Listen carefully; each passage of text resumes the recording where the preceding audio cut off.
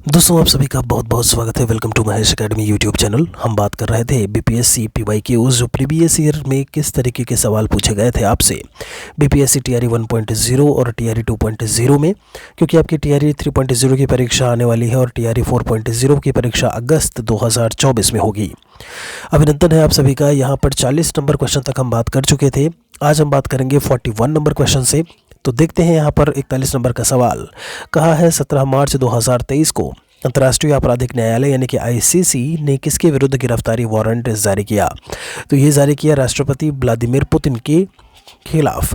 ध्यान दीजिएगा, जब हम करंट अफेयर्स की बात करते हैं तो कम से कम 1 साल का करंट अफेयर्स आपको तैयार करके जाना होगा, या फिर 10 से 12 महीने 10 महीने का भी आप लेकर के चल सकते हैं। मतलब मार्च में अगर आपकी परीक्षा मार्च 2024 में, तो आपको मार्च अप्रैल मई 2023 से मार्च 2024 तक का करंट अफेयर्स आपको पता होना चाहिए। यहाँ पर 42 नंबर क्वेश्चन में कहते हैं तृतीय भारत प्रशांत द्वीपीय सहयोग मंच शिखर सम्मेलन आयोजित हुआ था। कहाँ पे हुआ था? तो पापुआ न्यू गिनी में हुआ था। 22 मई 2023 को port Moresby Papua New Guinea में आयोजित किया गया, जब प्रधानमंत्री नरेंद्र मोदी की प्रशांत द्वीप राष्ट्र की यात्रा के दौरान जापान, पीएनजी और ऑस्ट्रेलिया की उनकी यात्रा के हिस्से के रूप में, जिसका उद्देश्य क्या था? साझेदार देशों के साथ सुदृढ़ संबंधों को बढ़ावा देना। तो डेट याद रखिएगा।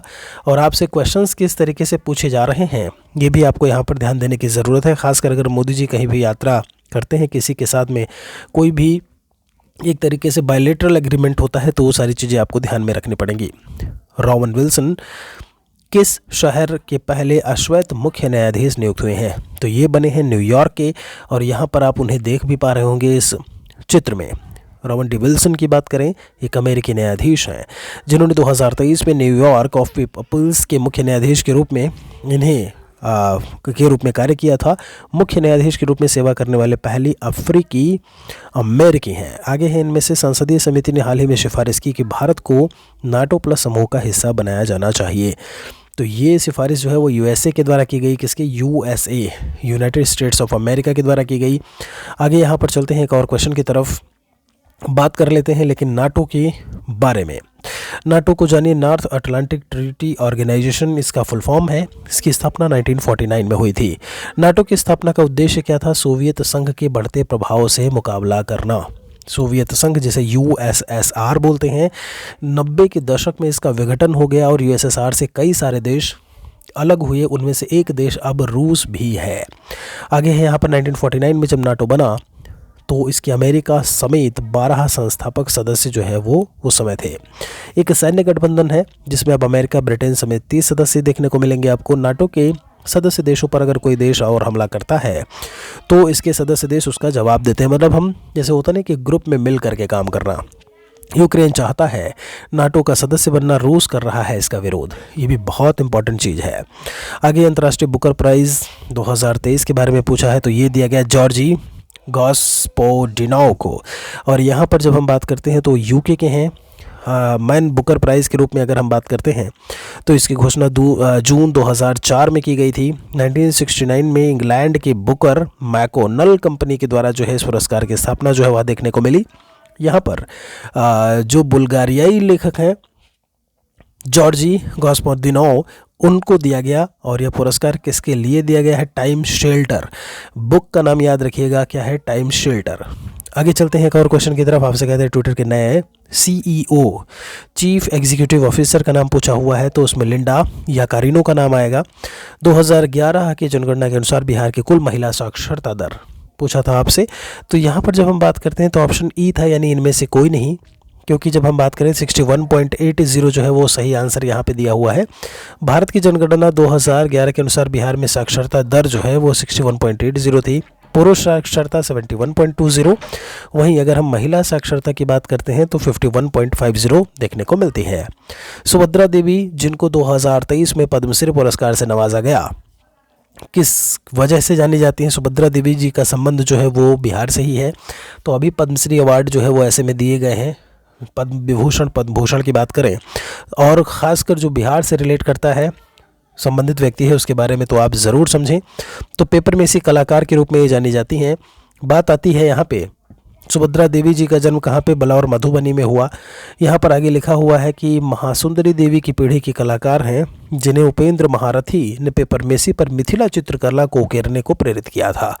तो कौन इनके साथ में जुड़े थे, किस पीढ़ी की, किसके पीढ़ी के कलाकार हैं, ये भी हमने यहाँ पर बता दिया है।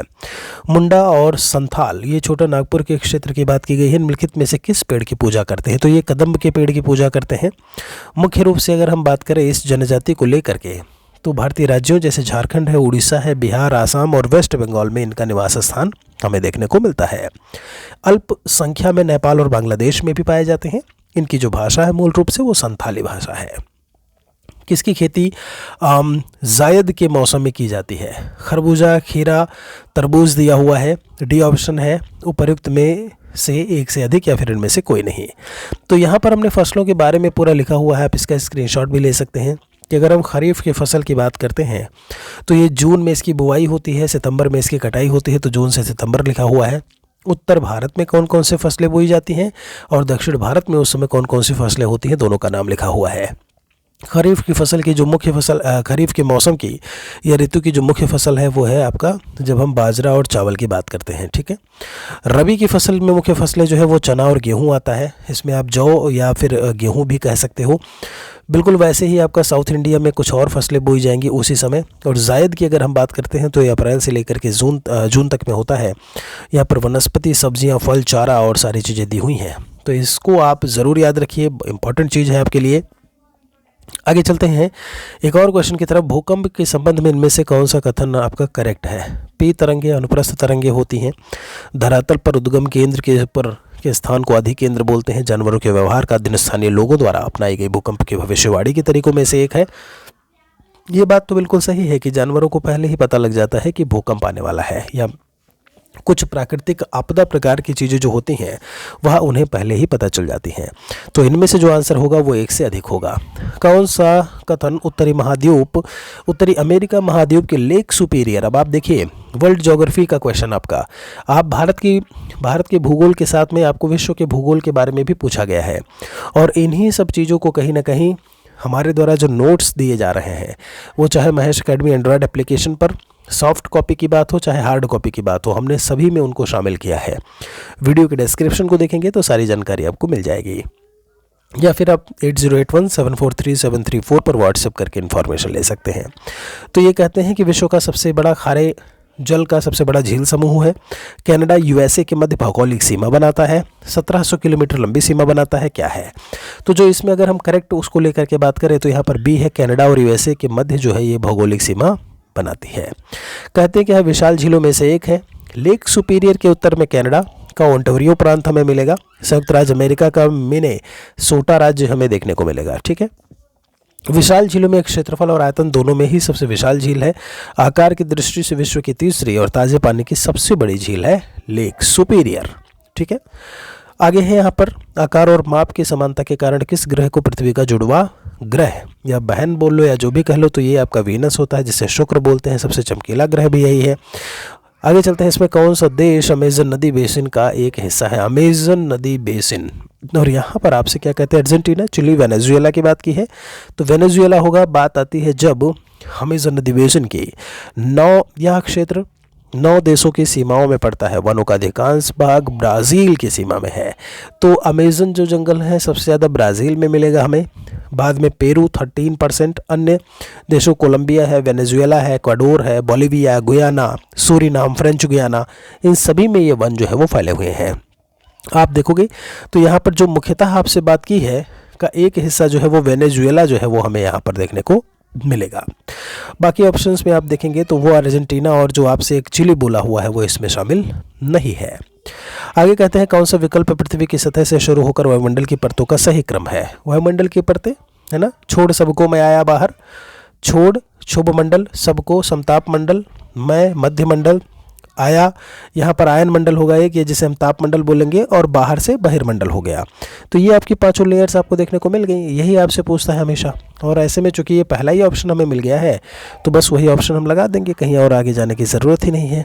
एक चित्रात्मक प्रस्तुतिकरण भी हमने किया हुआ है जहाँ पर आप ये देख पा रहे होंगे कि आपसे अब आज ये पूछा है इस पेपर में, नेक्स्ट में आपसे पूछ सकता है कि जब हम बात करते हैं बादलों से संबंधित जो घटनाएं होती हैं, वायुमंडलीय घटनाएं होती हैं, वो हमें किस लेयर में देखने को मिलती हैं, तो वो ट्रोपोस्फेयर है, यानी एक शोभ मंडल है। ठीक है, ये चीज़ याद रखिए कि ग्रीन हाउस प्रभाव, सबसे ज़्यादा घनत्व किसका, गैसेस का जो डेंसिटी है वो हमें यहीं पर सबसे ज़्यादा देखने को मिलेगा। ठीक है, उसके पीछे रीज़न है कि पृथ्वी का जो गुरुत्वाकर्षण बल होता है वह उन गैसों को अपनी तरफ खींचता है और इस वजह से वो कहीं ना कहीं पृथ्वी के आसपास हमें ज़्यादा देखने को मिलते हैं। ठीक है, भारी चीज़ें पृथ्वी के आसपास रहेंगी, जो हल्की होगी वो पृथ्वी से ऊपर रहेगी। यहाँ पर समताप मंडल, ताप समान होता है, मौसमी घटनाएं नहीं देखने को मिलेंगी समताप मंडल में। ओजोन लेयर देखिए दिया हुआ है यहाँ पर, क्लोरोफ्लोरोकार्बन से नुकसान पहुँच रहा है ओजोन लेयर को, ये भी ओजोन मंडल की जो है कहीं ना कहीं बात की हुई है। मध्य मंडल और आयन मंडल, आयन मंडल में रेडियो तरंगे जो है वो परावर्तित होती हैं यहाँ से। ठीक है, चलिए आपसे कहे हैं शिफ्टिंग कल्टीवेशन के स्थानीय नाम और संबंधित देश का इनमें से सही युग्म कौन सा है। तो चीना बांग्लादेश, मिल्पा रोडेशिया करके दिया हुआ जिम्बाब्वे, जिसे है लदांग मलेशिया का है। तो जब हम यहाँ की बात करते हैं इस चीज़ को लेकर के, तो आप ज़रा इस पर गौर करिएगा। जो है लदांग की अगर हम बात करते हैं तो लदांग कहाँ का है, इंडोनेशिया मलेशिया का। मिल्पा है मध्य अमेरिका मैक्सिको का। रोका ब्राज़ील में बोलते हैं। झूम पूर्वोत्तर भारत में अपने यहाँ पर बोलते हैं। टाड़ी करके बोलते हैं मेडागास्कर में। कोनुको वेनेजुएला में। कैनगिन फिलीपींस में। इनमें सभी का नाम मैंने दिया हुआ है, ठीक है, कि समस्या दिक्कत ना हो आपका।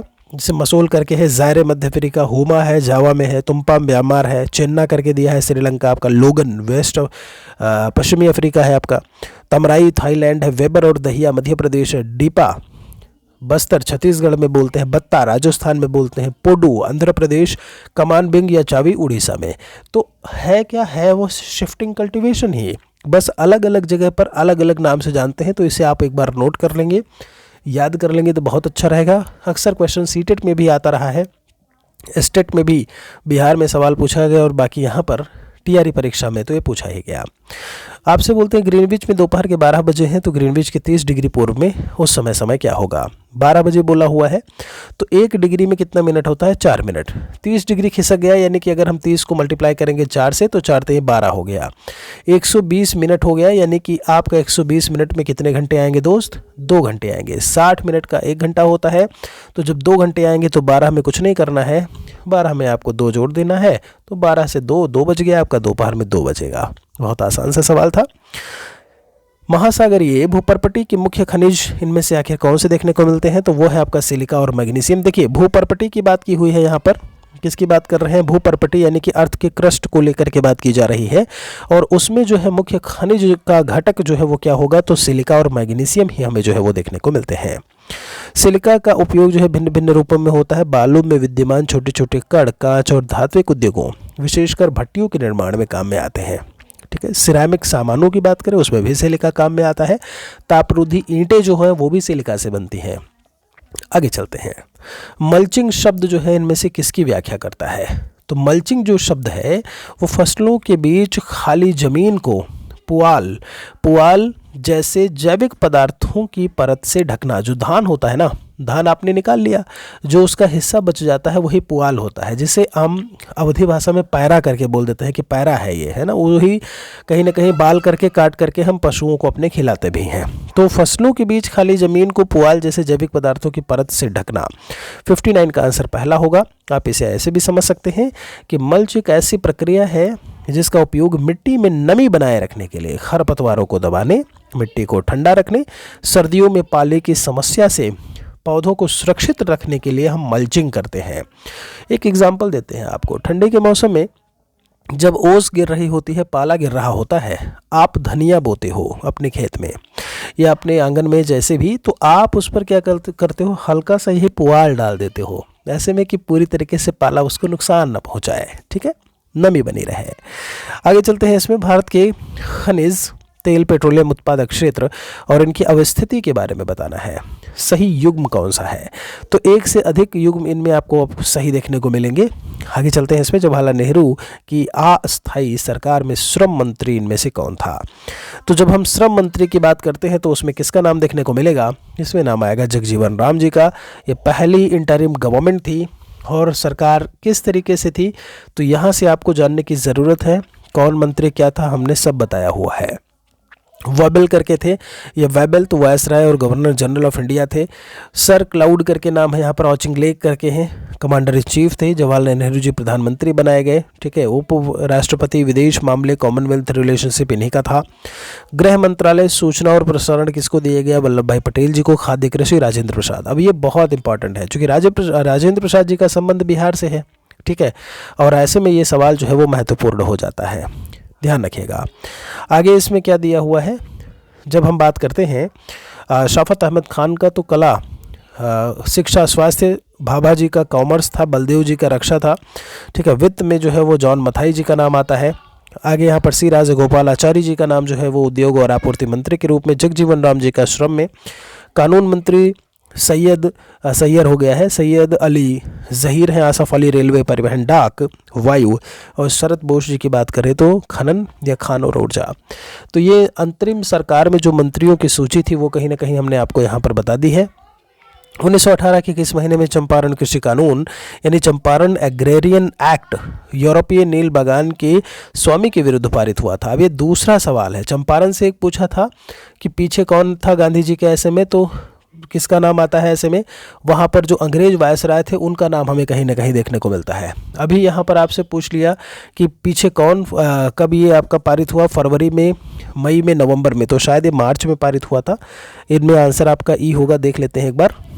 चलिए, जी हाँ बिल्कुल, आपका बिहार उड़ीसा विधान परिषद में 4 मार्च 1918 को चंपारण एग्रेरियन बिल पारित किया गया था। इस बिल के पारित होने के बाद जहाँ चंपारण के किसानों को जब हम नीलों की बात करते हैं उसके जुल्म से राहत मिली, दूसरी ओर भारत के स्वतंत्रता संग्राम में नया आयाम जुड़ा, ठीक है।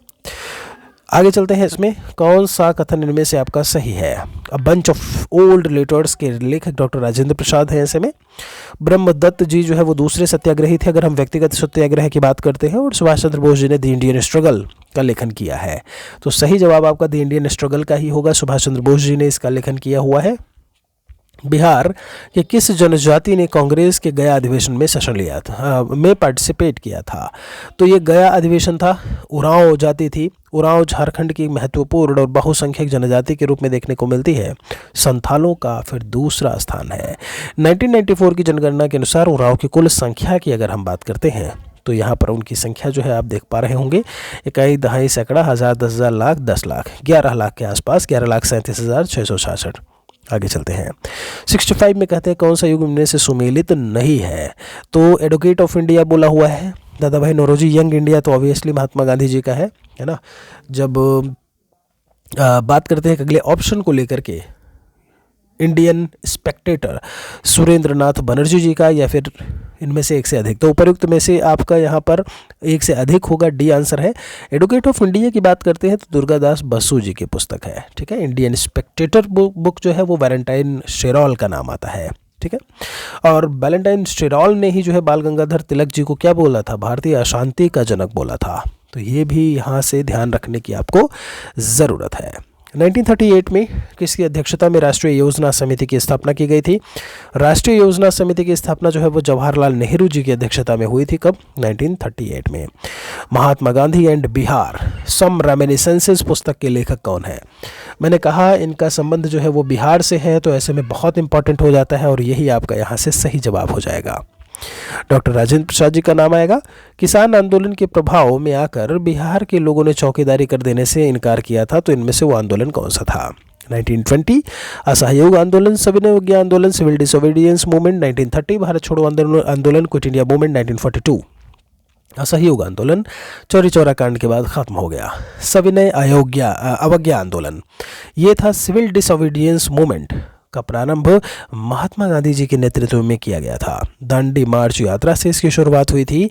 गांधी जी तथा साबरमती आश्रम के 78 अन्य सदस्यों ने, तो कांग्रेस का जो पहला सेशन था 1885 का, उसमें 72 सदस्य थे जो पार्टिसिपेट किए थे, और यहाँ पर 78 सदस्य थे जो कहीं ना कहीं दांडी मार्च में पार्टिसिपेट किए थे। 12 मार्च 1930 से अहमदाबाद के 241 मील की दूरी पर स्थित एक गाँव के लिए यात्रा प्रारंभ की थी। उसी के बाद जो है दांडी मार्च यात्रा से ही कहीं ना कहीं जुड़ा हुआ है सिविल डिसोबीडियंस मूवमेंट, और चौकीदारी कर देने से इनकार किया गया था। जब बिहार की बात करते हैं बिहार के लोगों द्वारा, तो वो अवज्ञा आंदोलन से ही जुड़ा हुआ है। आगे है इसमें महिला स्वतंत्रता सेनानी जिन्हें वयोवृद्ध महिला के रूप में जाना जाता है। अरोड़ा आसफ अली जी का नाम लिखा हुआ है, बहुत ही फेमस, बिल्कुल। और यहाँ पर लिखा है इनका जन्म का नाम अरोड़ा गांगुली था। 1942 में क्विट इंडिया मूवमेंट के दौरान ग्वालिया टैंक, आपने सुना होगा, ग्वालिया मैदान मुंबई में कांग्रेस का झंडा फहराने के लिए हमेशा याद किया जाता है।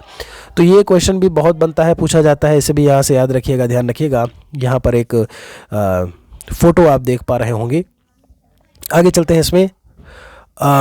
होम रूल लीग, बाल गंगाधर तिलक जी ने होम रूल लीग की स्थापना, तो एक श्रीमती एनी बेसेंट जी के द्वारा हुआ था आपका होम रूल लीग, और ये है आपके बाल गंगाधर तिलक जी।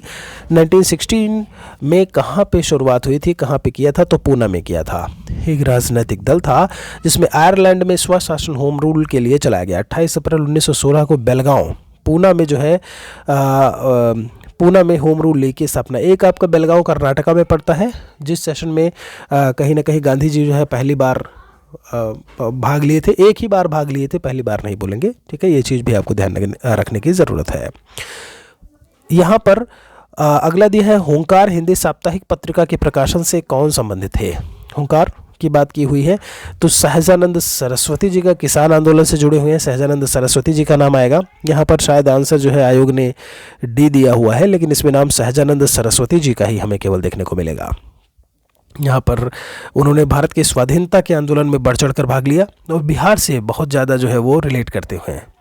अंग्रेज अधिकारी जनरल ने झांसी की रानी को यह कहते हुए श्रद्धांजलि दी थी कि यहाँ वह औरत सोई हुई है जो विद्रोहियों में एकमात्र मर्द थी। तो इसमें जनरल ह्यूरोज का नाम आता है, और उन्होंने क्या कहा था, ये स्टेटमेंट था, झांसी और उसके आसपास के क्षेत्रों में विद्रोह को जो है कुचला था। जनरल ह्यूरोज की बात करें उन्होंने ये। फ़िलहाल के लिए अभी हम इस वीडियो पर यहीं पर रुकेंगे। आगे के जो भी आपके क्वेश्चन हैं उनको हम एक अगले वीडियो में लेकर के बात करेंगे। ये वीडियो आप प्लीज़ लाइक शेयर औरों के साथ में ज़रूर किया करिए कि औरों को भी इससे सहायता मिले, हेल्प मिले। बाकी क्लासेस और भी आती रहेंगी, नंबर ऑफ़ क्लासेस हम बढ़ाएंगे, लेकिन आपका रिस्पांस अगर अच्छा रहा तो नोट्स के लिए आप एक बार वीडियो के डिस्क्रिप्शन को ज़रूर चेक करिएगा। मिलते हैं एक और वीडियो के साथ में। जय हिंद, जय भारत, वंदे मातरम।